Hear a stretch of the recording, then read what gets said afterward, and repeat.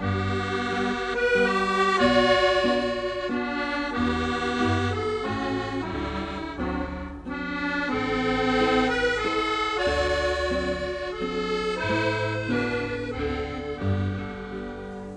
would like to thank the subscribers who have stuck with me as I try to come up with an idea that will work on YouTube. See, most of my ideas are very big, powerful ideas, more televisual or cinematic. They just wouldn't work in this medium. Part of being creative comes from an understanding of the medium that you work in. For example, you can't really do a crowd scene on a screen that's yay big. That's why Peter Jackson doesn't make his movies on YouTube.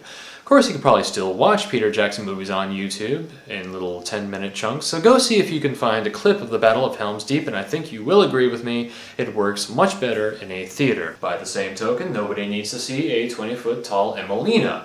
Can you imagine Emelina in Dolby Surround sound?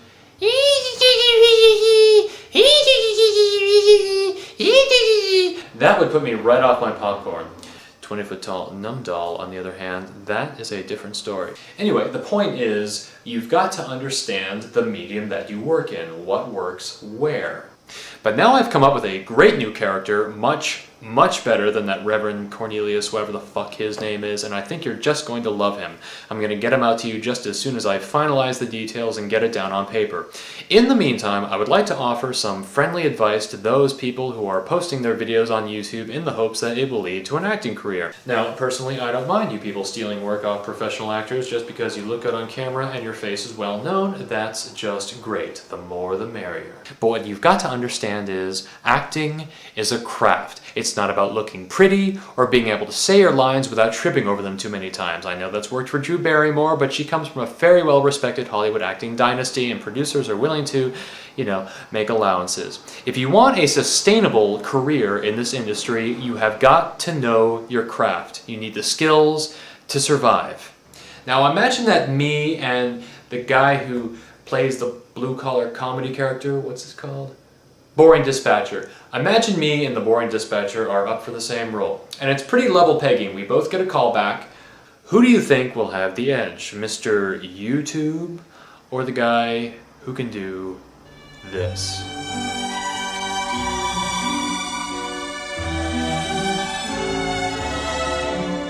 Hello, Mr. Polanski. This is Bernard Smith. Hello, Mr. Polanski. This is Bernie.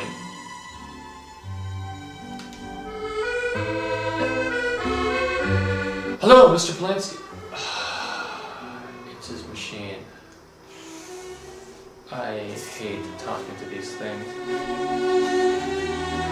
Hi, Mr. Polanski. This is Bernard Smith. That's Smith with an I. I heard through the grapevine that you're casting for your new film, and I'm a really big fan of your earlier work.